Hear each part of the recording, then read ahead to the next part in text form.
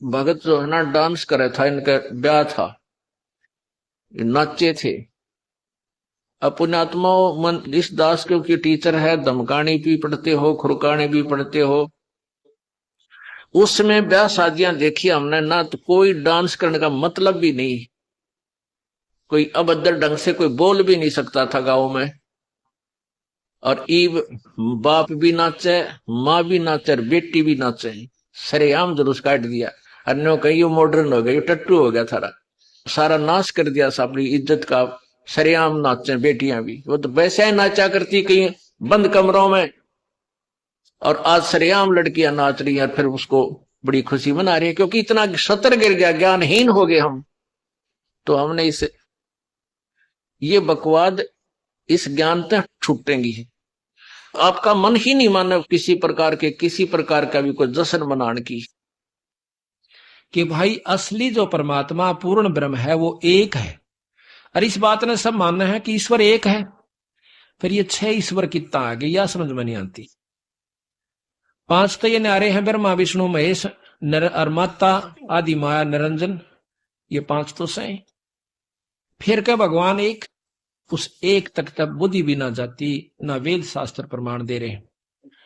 तो कहते हैं भगवान जब कौरव पांडवों का युद्ध होना शुरू हुआ, उससे पहले भगवान कृष्ण ने बिचौलिया बनकर हाथा तीन जोड़े कौरवां का गए कि भाई लड़ाई नहीं करा करते, इनको 5 गाम दे दो। वो 5 गाम देन तभी नाट गया। नो बोला सुई की नोक के बराबर भी दुर्योधन कहता है सथा नहीं। तो युद्ध शुरू हो जाता है, युद्ध की तैयारी होती है, और युद्ध के दोनों तरफ योद्धा खड़े हो जाए, कौरव और पांडव की सेना खड़ी हो जाए, तो उस समय अर्जुन के मन में निवास है अकोत्तरे की, भाई किसने मारूं, चल हम भी मरेंगे, कुछ ये मरेंगे, फिर राज क्या पकड़ेंगे। अरे भाई के बच्चे मर गए से मेरे मर गए, कल तक इन्हें गोदी खिलाया करते थे, लाड कराया करते थे, राज ये इन मारेंगे, हम उनको मारेंगे, तो अनर्थ हो गया। भाई हम तो बिना ही राज रह लेंगे, अपना 2 रोटी करके खा लेंगे, कितना मजदूरी कर लेंगे, पर हम नहीं मारता, मैं नहीं लड़ता। अर्जुन का ना लड़ना, युद्ध समाप्त, खत्म। लेकिन भगवान कृष्ण के ऊपर दबाव आया निरंजन का, ज्योत निरंजन का, जो काल से, जिसको वेद ब्रह्म कहते हैं, ओंकार से, जिसका ओम मंत्र है। ये बात से सतगुरु महाराज ने हमारे को दी न्यारी, बाकी तो वही कथाएं जो हम सुनते थे। तो कहते हैं ऊपर से दबाव आया कृष्ण के ऊपर कि ये महाभारत होना चाहिए, ये नियम में लिखा हुआ है, ये अवश्य होगा। तो उसी समय उसकी बुद्धि फेर दी भगवान कृष्ण की, और जाकर के भगवान कृष्ण अर्जुन को समझावा, सर अर्जुन तो अक्षत्रिय है, अक्षत्रिय का धर्म नहीं है कि युद्ध मत भाज जावे। भाई उसने कितने ठिकाना नहीं मिलता, वो नरक में जाता है, पर नहीं मान्या। बोला जी कोई बात नहीं, नरक सही पर यू नरक सामने दिखने लग रहा। फिर कहता भाई जैसा कर्म जीव करता है वैसा फल मिलता है। फिर नो बोला जी सा मैं करूंगा क्योंगा कि जिसमें मैं सब बुंडा भोगना पड़े। नो बोला भगत जी बात न्यू से मैंने ये सारे मार रखे हैं, और ये तो निमित्त निमित्त बनाना है। और कहते हैं जो निष्काम भाव से कर्म किया जा उसका लागू नहीं होता, कर्म नहीं लगते। तो अक्षत्रिय का फर्ज है, अक्षत्रिय का धर्म है युद्ध में लड़ना, तेरे ऊपर कोई कर्म नहीं लगेगा, आप युद्ध कीजिए। अर्जुन की नहीं हिम्मत पड़ी कि मैं युद्ध कर लूं। आखिर में विराट रूप निरंजन ने दिखा रहा है, नो कृष्ण दिखावस है, एकदम विराट रूप बनकर कहने लगा दिखा है। वो इतना कसूता विकराल रूप की तो आग लकड़ो सो मुंह मोकर की तो मरे हुए नो जहां से की तो बाहर आ रहे से घीगी बंदगी अर्जुन की, यू तो मारे तो गाय ना, तो नो से ही ना नो से मर गया, तू तो डर गया, कांपन लाग गया। ने बोला महाराज जी अपने उस रूप में आ जाओ, मैं तो लड़ाई ये कर लूंगा। इब्नों के अर्जुन ने ज्ञान हो गया था गीता से, और जहां तो लड़ाई करी, ज्ञान हो पास तो कीड़ी भी नहीं मार सकता। जिसको ज्ञान हो गया वो हथियार उठा लेगा नहीं। एक गीता के बहुत अच्छा लेखक है गीता जी का, और भगवान कृष्ण का उपासक है, उससे इतनी मोटी उसने सरलार्थ कर रखा गीता जी का। एक ने पूछा कि महाराज क्या अर्जुन जी को ज्ञान हो गया था जब उसने लड़ाई करी? अगर नहीं ज्ञान हो पाछे तो बीरा कीड़ी भी ना मारी जा। वो तो प्रेरित किया था, यू करवाना था कर्म, ये लिखा हुआ था, ये होण था, होनहार थी, ये रोक नहीं सकती थी। बोला ठीक से भाई। युद्ध हो गया, कौरव पांडवों का युद्ध हुआ, पांडव विजयी हुए और दुनिया मारी गई। क्या कितनी बहन विधवा हुई उस राज के इच्छा के कारण। तो कहते हैं फिर युधिष्ठिर को राजगद्दी देनी चाहिए। युधिष्ठिर ने राजगद्दी लेने से मना कर दिया, कहने लगे इतने पाप के राज को मैं अपने सिर पर नहीं ओढ़ना चाहता। आखिर में भगवान कृष्ण ने समझाया कि आप एक यज्ञ कर लीजिए, साधारण यज्ञ, धर्म कर दिया, बैठ गया उस पर राज पे कि थारे कर्म कट गए, तेरे ऊपर कोई कर्म लागू नहीं होगा। उसके बाद सपने आने लगे उसको, कुछ साल 2 साल के बाद बहुत बुरे सपने, किसी की नाड़ कटी दिखो से, कभी नरक में कोई हाहाकार कर रहा है, कई बहन कहें कि इस राक्षस ने हमारा सुहाग उजड़वा दिया, आज राजा बना बैठा से, हमारा खून पी रहा है, हमारे पति का खून पी रहा है। ऐसे सपने दिखे, हाहाकार मची दिखे, आकर के रोना शुरू कर देता है, बैठ जाता है एकदम उधड़ के। तो द्रौपदी पूछे से महाराज क्या हो गया? कहने लगा द्रौपदी मेरा कोई हालत नहीं है, मैं पापी जीव हूं, मुझे भय लगता है। अर्जुन को बुलाया, सबको इकट्ठा कर लिया, कहते हैं इसका इलाज क्या है? भगवान कृष्ण से पूछेंगे। भगवान कृष्ण के पास जाते हैं। भगवान कृष्ण कहता है कि तुमने जो महाभारत में पाप किए है ना, वह तुम्हें दुखदाई हो रहे से, और इनका इलाज है कि अश्वमेध यज्ञ करो। जब तो साधारण यज्ञ करी थी, इसमें तुम्हारे ऊपर कोई कर्म लागू नहीं रहेगा, तेरे पाप कट जाएंगे। अश्वमेध यज्ञ शुरू होती है, उसमें के पहचान रखी थी कि एक पंचजन्य शंख जिसमें 5 मुंह होते हैं शंख के, और एक ऊंचे आसन पर सुंदर सुदर्शी स्थान पर रख दिया गया कि कोई पूर्ण संत इसमें भोजन यज्ञ में कर जाएगा तो उससे ही अपने आप बचेगा। तो पांडवों ने ऐसा ही किया। बहुत दूर तक के बड़े बड़े ऋषियों को, कहते हैं 33 करोड़ देवता, 88,000 ऋषि, 12 करोड़ विप्र ब्राह्मण। उस समय के ऐसे ब्राह्मण थे, यहां बैठे ने बता दिया करते कि स्वर्गलोक में के हो रहा से, आगे के होने वाला से। 12 करोड़ विप्र ब्रह्मा विष्णु महेश गुप्त रूप में उस यज्ञ को संपन्न करने के लिए आ जाते हैं अपने हंसों की, और एक ब्राह्मण का रूप बनाकर वो भी आ गए। उधर से कृष्ण भगवान, सबने भोजन खा लिया पर शंख नहीं बाजा। अब ये बात अटकी सबका कि भाई शंख क्यों नहीं बाजा? फिर ये कौन ऐसा संत रह गया जिसने भोजन नहीं खाया? उस समय बंदी छोड़ कबीर साहब का हंस। अब प्रश्न ये उठेगा कि कबीर कहां से आ गया? तो द्वापर युग में बंदी छोड़ कबीर साहब सतयुग में सतसुकृत नाम से आए थे, द्वापर में, त्रेता में मुनिंदर नाम से आए थे, द्वापर में करुणा में नाम से आए थे, अब कबीर नाम से कलयुग में आए हुए। तो वही शक्ति, वही परमात्मा पूर्ण ब्रह्म त्रेता द्वापर युग में करुणा में नाम से आए थे। उनका एक शिष्य भंगी जाति का, यानी नीची जाति का, समझो संत जाति नहीं मानते पर समाज के अनुसार, उसका नाम था सुदर्शन, वो उनका शिष्य हो गया था कबीर साहब का, यानी करुणामय साहब का। तो उनके नाम के प्रभाव से, सारनाम की कमाई से उसमें इतनी शक्ति आ गई थी। गरीबदास जी महाराज कहते हैं अंत कोट ब्रह्मा हुए, अनंत कोट हो लिए ईश, और साहेब तेरी बंदगी से यो जीव हो जा जगदीश। ये जीव भी इन 3 लोक के परमात्माओं से परम शक्ति का हो जाता है उस सतगुरु के नाम के जाप के प्रभाव से, पूर्ण ब्रह्म के नाम के जाप के प्रभाव से। तो उन्हें देखा, युधिष्ठिर कहने लगा महाराज शंख नहीं बाजा, बहुत करोड़ों रुपया खर्च हो गया, अब क्या बने सतगुरु? ए महाराज क्या बने? वो कहने लगा भाई इनमें कोई पूर्ण संत नहीं है। ने बोला महाराज जी आपने भी तो खा लिया। ने बोला भाई एक संत और रह गया जिसमें परम शक्ति है। वो कौन रह गया?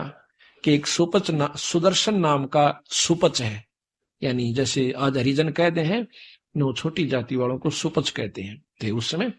तो वो सुपच रह गया सुदर्शन नाम से उसका, और वो भाई परम संत से। अच्छा महाराज, तो कहने लगे उसको बुलाया नहीं तुमने?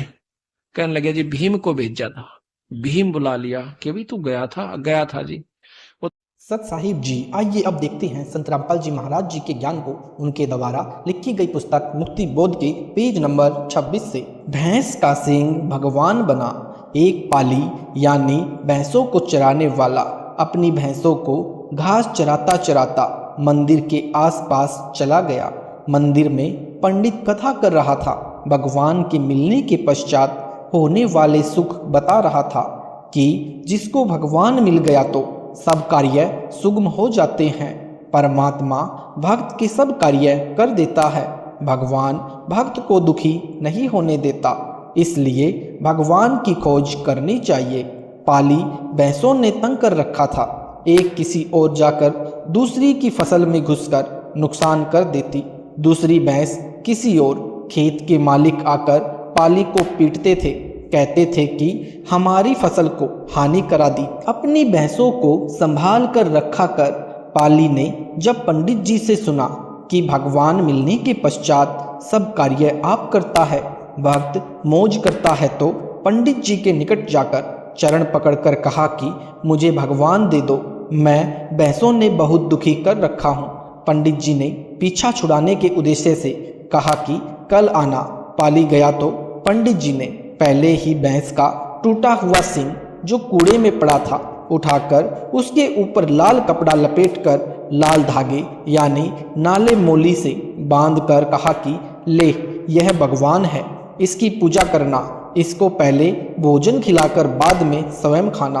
कुछ दिनों में तेरी भक्ति से प्रसन्न होकर यह भगवान मनुष्य की तरह बन जाएगा, तब तेरे सब कार्य सिद्ध करेगा।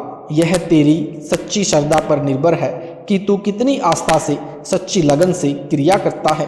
यदि तेरी भक्ति में कमी रही तो भगवान मनुष्य के समान नहीं बनेगा। पाली उस भैंस के सींग को ले गया, उसके सामने भोजन रखकर कहा कि खाओ भगवान। भैंस का सींग कैसे भोजन खाता? पाली ने भी भोजन नहीं खाया। इस प्रकार 3-4 दिन बीत गए। पाली ने कहा कि मर जाऊंगा, परंतु आपसे पहले भोजन नहीं खाऊंगा। मेरी भक्ति में कमी रह गई तो आप मनुष्य नहीं बनोगे। मैं भैंसों ने बहुत दुखी कर रखा हूँ। Page number 27। परमात्मा तो जानी जान है, जानते थे कि यह भोला भक्त मृत्यु के निकट है। उस पाखंडी ने तो अपना पीछा छुड़ा लिया, मैं कैसे छुड़ाऊं? चौथे दिन पाली के सामने उसी भैंस के सींग का जवान मनुष्य बन गया। पाली ने बाहों में भर लिया और कहने लगा कि भोजन खा, फिर मैं खाऊंगा। भगवान ने ऐसा ही किया। फिर अपने हाथों पाली को भोजन डालकर दिया। पाली ने भोजन खाया। भगवान ने कहा कि मेरे को किस लिए लाया है? पाली बोला कि भैंस चराने के लिए चल, भैंसों को खेत में खोल, यह लाठी ले, अब सारा कार्य आपने करना है, मैं मौज करूंगा। परमात्मा ने लाठी थामी और सब भैंसों की अपने आप रस्सी खुल गई और खेतों की ओर चल पड़ी। कोई भैंस किसी ओर जाने लगे तो लाठी वाला उसी ओर खड़ा दिखाई देता। भैंस घास के मैदान में भी घास चरने लगी। दूसरों की खेती में कोई नुकसान नहीं हो रहा था। पाली की खुशी का कोई ठिकाना नहीं था। वह अपने गुरुजी पंडित जी का धन्यवाद करने मंदिर में गया। पंडित जी डर गया कि कहीं यह झगड़ा करेगा, कहेगा कि अच्छा मूर्ख बनाया, परंतु बात विपरीत हुई। पाली ने गुरुजी के चरण छुए तथा कहा कि गुरुजी, चौथे दिन आदमी रूप में भगवान बन गया। मैंने भी भोजन नहीं खाया, प्राण निकलने वाले थे। उसी समय वह लाल वस्त्र में बंधा भगवान जवान लड़का बन गया। मेरी ही आयु के समान अब सारा कार्य भगवान कर लेता है, मैं मौज करता हूँ। उसके भोले भाले अंदाज से बताई कथा सत्य लग रही थी, परंतु विश्वास नहीं हो रहा था।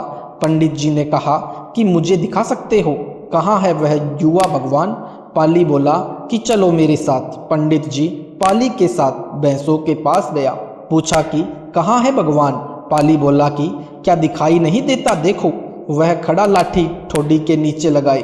पंडित जी को तो केवल लाठी लाठी ही दिखाई दे रही थी, क्योंकि उसके कर्म लाठी खाने के ही थे।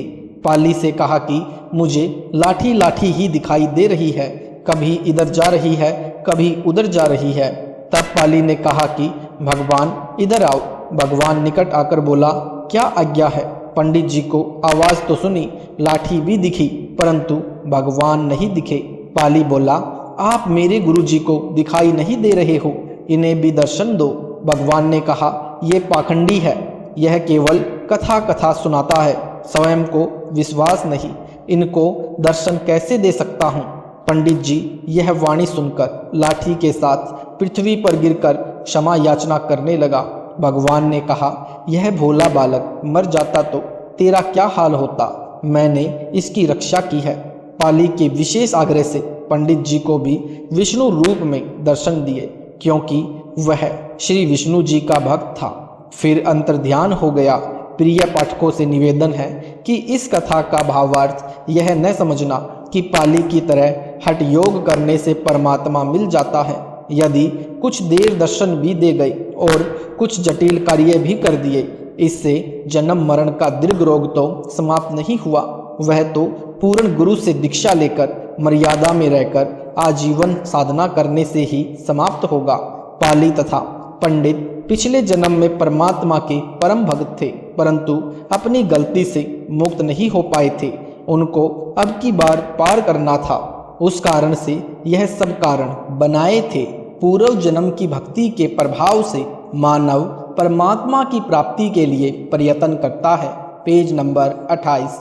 मार्ग ठीक न मिलने से शास्त्र विरुद्ध क्रिया करता रहता है, जैसे पंडित जी कर रहा था। जैसे पाली को यह विश्वास होना कि यह लाल कपड़े में लिपटा भगवान मनुष्य बन जाएगा, फिर दृढ़ता से क्रिया करना, यह पूर्व जन्म के भक्ति कर्मों का प्रभाव होता है। मोक्ष तो पूर्ण सतगुरु से सत्य मंत्र लेकर जाप करने से ही संभव है। संत गरीबदास जी ने वाणी रूपी वन में प्रत्येक प्रकार के पेड़ पौधे जड़ी बूटियां लगाई है। तत्वदर्शी संत रूपी वेद ही जन्म मरण के रोग के नाश की औषधि तैयार करके कल्याण करता है। इस तरह की लीला जो गुरु के भक्त नहीं होते, उनमें युगों पर्यंत करोड़ों में से किसी एक के साथ होती है। यदि इतने से ही सब कुछ होता हो तो अन्य मंत्र जाप करने, धर्म करने की प्रेरणा की तथा वाणी लिखने की क्या आवश्यकता थी। इस तरह की लीला करके परमात्मा भक्तों में विश्वास बनाए रखता है। भक्ति से मोक्ष होता है। गुरु के भक्तों के लिए तो परमात्मा अनेकों अनहोनी लीलाएं भी करता रहता है, मोक्ष भी देता है। प्रभुओं में समर्थ प्रभु ही कल्याणकारक है, यानी साईं माने मालिक प्रभु। संतों में तत्वदर्शी संत ही उद्धार करने वाले हैं। नामों में सत्य नाम तथा सार नाम ही मोक्ष के हैं, तथा परमात्मा की शक्ति का कोई अंत नहीं। वेद में यानी कबीर मितोजा यानी कबीर देव यानी अमित, असीमित ओजा यानी शक्ति वाले हैं। द्रौपदी पूर्व जन्म में परमात्मा की भक्ति करती थी। परमात्मा अनेकों वेश बनाकर भक्तों को प्रोत्साहित करते रहते हैं। परमात्मा गुरु ऋषि रूप में नगरी के पास आश्रम बनाकर रहते थे। कंवारी द्रौपदी को भी अन्य सहेलियों के साथ प्रथम मंत्र 5 नाम वाला प्राप्त था। विवाह के पश्चात पांडवों के साथ श्री कृष्ण जी को गुरु धारण कर लिया था। जो यथार्थ नाम इन देवों के हैं उनका जाप करती थी, जिस कारण परमेश्वर जी ने अंधे का रूप धार कर साड़ी का टुकड़ा दान लिया। फिर उसकी रक्षा की, यानी द्रौपदी का चीर बढ़ाया। दुशासन जैसे योद्धा चीर उतारते उतारते थक गए, ढेर लग गया, परंतु चीर का अंत नहीं आया। इस प्रकार दान करने की प्रेरणा किसी जन्म में निज नाम की भक्ति करने का फल है। श्री रामचंद्र जी ने श्रीलंका जाने के लिए समुद्र पर पुल बनाना चाहा तो परमेश्वर जी मुनिंदर ऋषि के रूप में वहां गए। निकट के पहाड़ के चारों ओर अपनी डंडी यानी छोटी लाठी से रेखा खींचकर उसके अंदर के पत्थर हल्के कर दिए, तब पुल बना था। जब गज यानी हाथी तथा ग्राह यानी मगरमच्छ आपस में लड़ रहे थे तो हाथी का पैर मगरमच्छ ने पकड़कर जल में खींचा तो हाथी ने आधा राम यानी रा कहा था। उसी समय परमात्मा ने सुदर्शन चक्र मगरमच्छ के माथे पर मारा, तब हाथी की जान बची। इस वाणी में यह बताना चाहा है कि परमात्मा का जाप ऐसे भाव से करे जैसे हाथी को अपनी जान की भीख गंवाने से यानी भगवान से मांगने के लिए सुमरण यानी स्मरण किया था, तो परमात्मा ने उसकी विपत्ति टाली। वही बात यहाँ भी स्पष्ट है कि ऐसी घटनाएं युगों पर्यंत घटती है। हाहा हु नाम के 2 तपस्वी थे, वे ही हाथी तथा मगरमच्छ बने थे। पिछली भक्ति संस्कारवश उनकी रक्षा हुई थी। Page number 29। गजगराह की कथा। हाहा हु नाम के 2 तपस्वी थे, उनको अपनी भक्ति का गर्व था। एक दूसरे से अधिक सिद्धि शक्ति वाला कहते थे। अपनी अपनी शक्ति के विषय में जानने के लिए ब्रह्मा जी के पास गए। ब्रह्मा जी से पूछा कि हमारे में से अधिक सिद्धि शक्ति वाला कौन है। ब्रह्मा जी ने कहा कि आप श्री विष्णु जी के पास जाओ, वे बता सकते हैं। ब्रह्मा जी को डर था कि एक को कम शक्ति वाला बताया तो दूसरा नाराज होकर श्राप न दे दे। हाहा हु ने श्री विष्णु जी के पास जाकर यही जानना चाहा, तो उत्तर मिला कि आप शिव जी के पास जाएं, वे तपस्वी हैं, ठीक ठीक बता सकते हैं। शिव जी ने उन दोनों को पृथ्वी पर मतंग ऋषि के पास जाकर अपना समाधान कराने की राय दी। मतंग ऋषि वर्षों से तपस्या कर रहे थे, अवधूत बनकर रहते थे।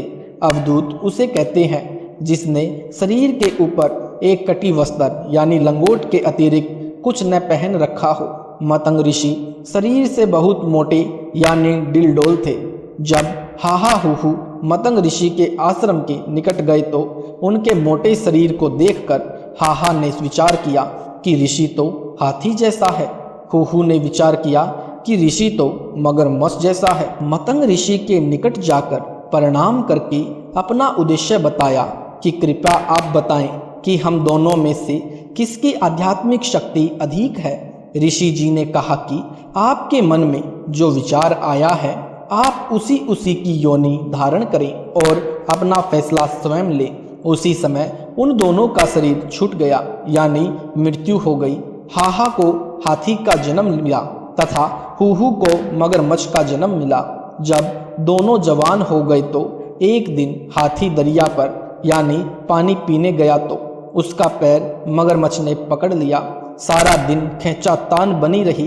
कभी हाथी मगरमच्छ को पानी से कुछ बाहर ले आए, कभी मगरमच्छ हाथी को पानी में खींच ले जाए। शाम को मगरमच्छ पैर छोड़ देता। अगले दिन हाथी उसी स्थान पर जाकर अपना पैर मगरमच्छ को पकड़ाकर शक्ति परीक्षण करता।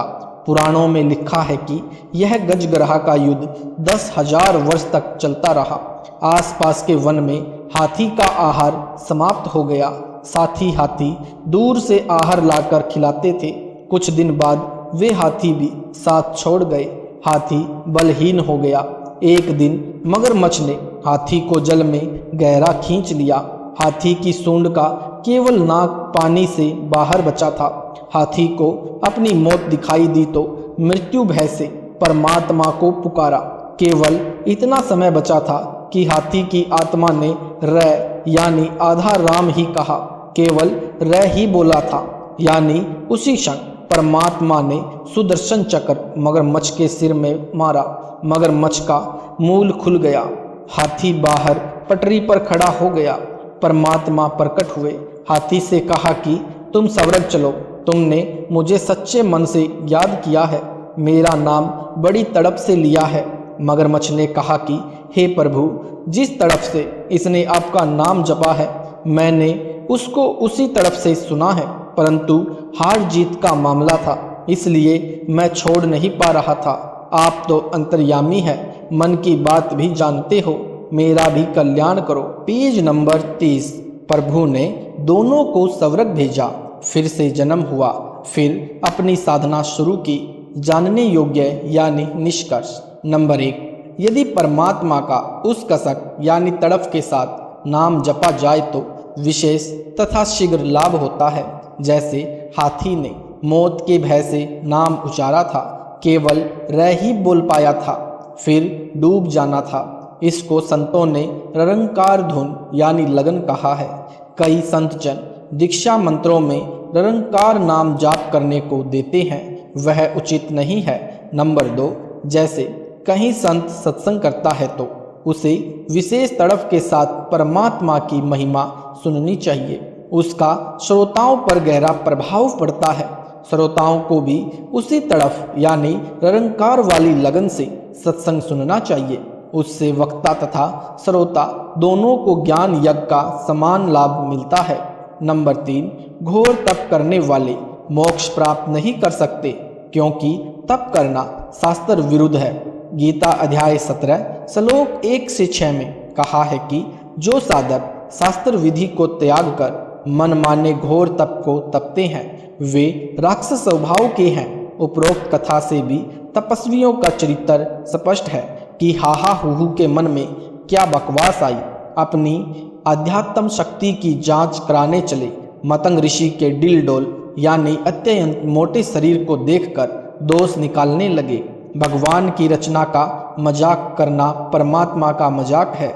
मतंग तपस्वी ने भी विवेक से काम न लेकर स्वभाव ही बरता, दोनों को शाप दे दिया, जिस कारण से वे पशु तथा जलचर योनि को प्राप्त हुए। 10,000 वर्ष तक संघर्ष करते रहे, कितने कष्ट उठाए। यदि मतंग ऋषि उनको समझाते कि साधको शक्ति तो परमात्मा में है, शेष हम तो उसके मजदूर हैं। जितनी मजदूरी यानी साधना करते हैं उतनी दिहाड़ी यानी भक्ति शक्ति यानी सिद्धि दे देते हैं। साधकों को अपनी शक्ति का अभिमान नहीं करना चाहिए, अपनी साधना आजीवन करनी चाहिए। इस प्रकार समझाने से वे भक्त अवश्य अपना मूर्ख उद्देश्य त्याग कर कष्ट से बच जाते, परंतु यह बुद्धि न गुरु में न चेलों में, फिर तो यही ड्रामा चलेगा। नंबर 4, तपस्या से क्या लाभ होता है, आओ जाने। गरीब तप से राज मध्यमानम जन्म तीसरे शुक्र शवानम। भावार्थ, तप से राज्य की प्राप्ति होती है यानी राजा बनता है। राजा में अहंकार अधिक होता है, अहंकार के कारण अनेकों पाप कर डालता है। फिर अगले जन्म में शुक्र यानी सुअर तथा शवान यानी कुत्ता बनता है। पहला मनुष्य जीवन शास्त्र विरुद्ध साधना यानी तप करके नष्ट किया, दूसरा जीवन राज करके खो दिया।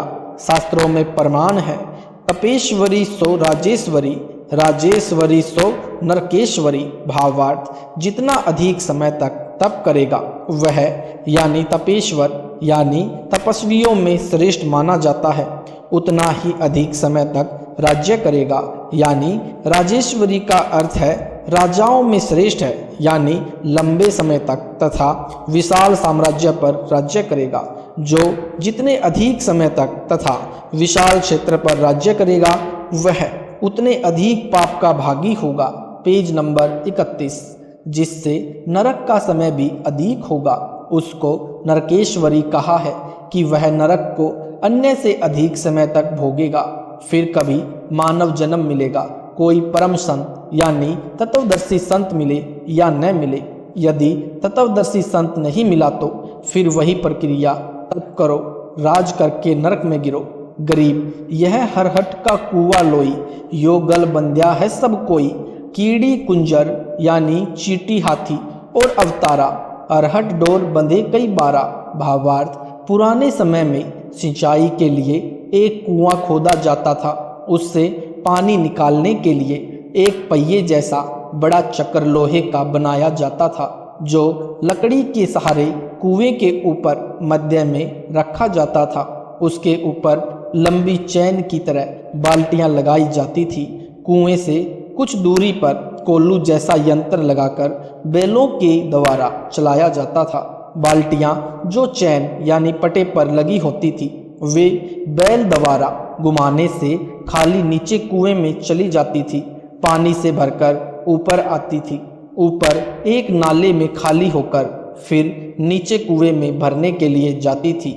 यह क्रम सारा दिन और महीनों चलता रहता था।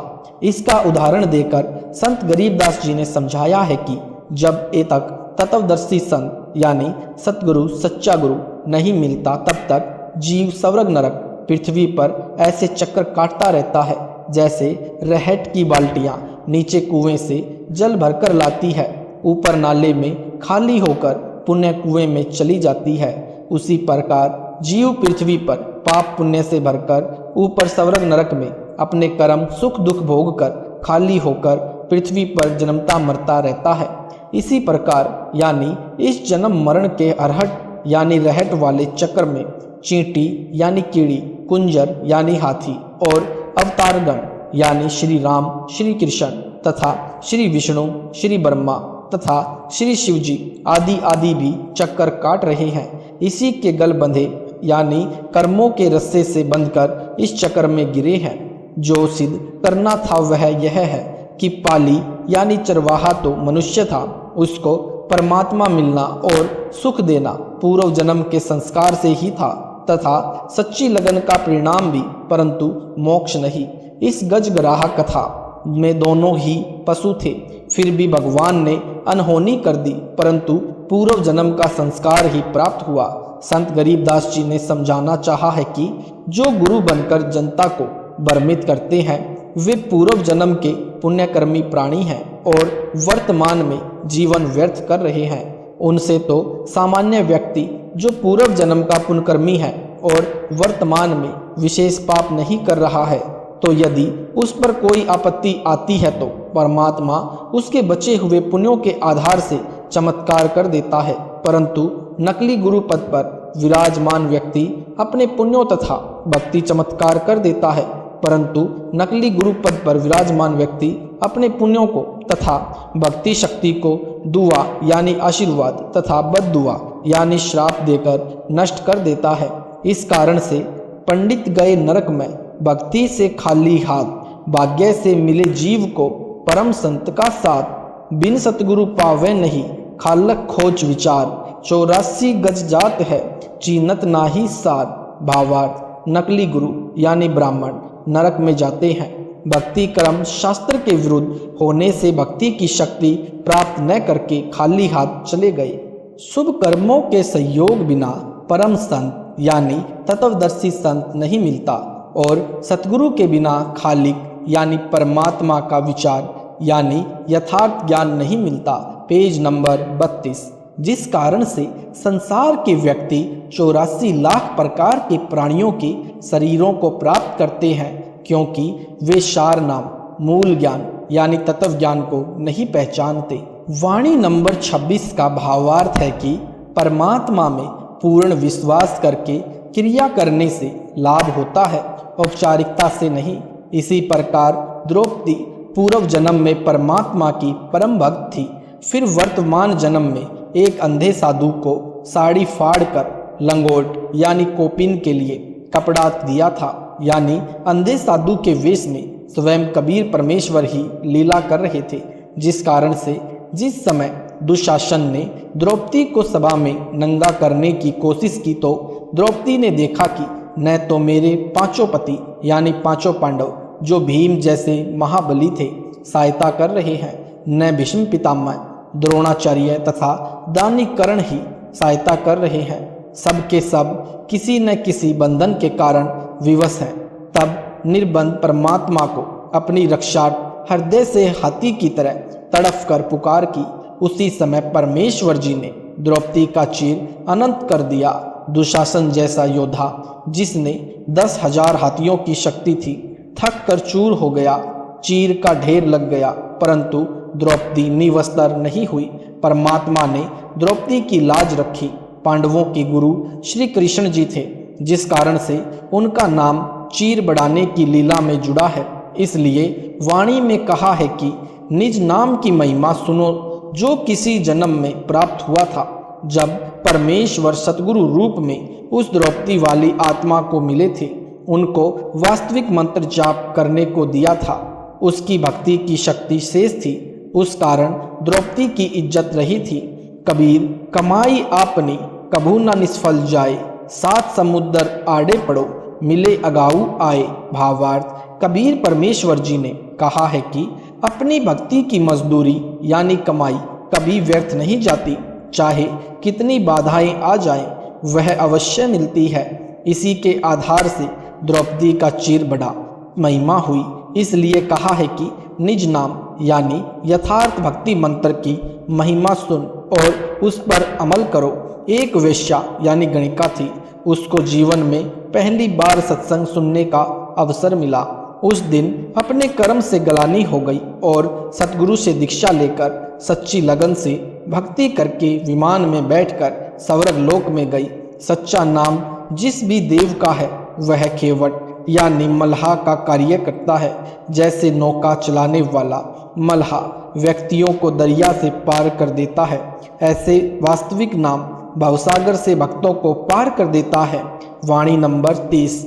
गरीब बारदारी कबीर जी भगत हेत के काज, सेव को तो सिर दिया बेची बदगी नाज। सत साहेब जी, इस वीडियो के बनाने का उद्देश्य हमारा किसी को भी नीचा दिखाना या किसी की भावनाओं को ठेस पहुंचाने का नहीं है। इस वीडियो के बनाने का उद्देश्य हमारा भक्त समाज को राह दिखाना है। यदि आपको यह वीडियो अच्छा लगा है तो इस वीडियो को लाइक करें, शेयर करें, कमेंट करें। अगली वीडियो देखने के लिए हमारे चैनल को सब्सक्राइब जरूर करें। सत साहेब जी।